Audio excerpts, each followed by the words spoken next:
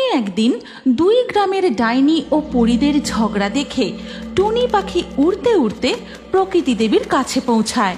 হে প্রকৃতি দেবী, দিন দিন দুই গ্রামের ডাইনি ও পরীদের মধ্যে ঝগড়া বেড়েই চলেছে। আপনি ওদের থামানোর কিছু একটা ব্যবস্থা করুন। হ্যাঁ, এবার ওদের থামানো উচিত। যে ছোট ছোট কারণে ওরা নিজেদের মধ্যে ঝগড়া করছে, সেই ভুল ওদের বোঝাতে হবে।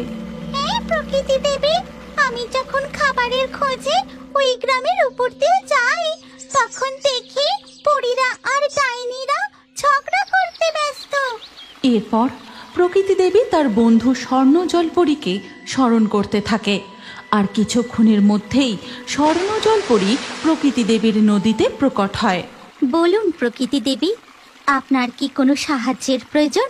হ্যাঁ স্বর্ণ জলপরী, তোমাকে একটি সাহায্য করতে হবে, মন দিয়ে শোনো তবে।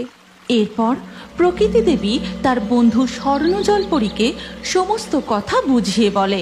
তারপর, ঠিক আছে বন্ধু, আমি তবে এক্ষুনি নদীপথে ওই দুই গ্রামের নদীর উদ্দেশ্যে রওনা দিচ্ছি।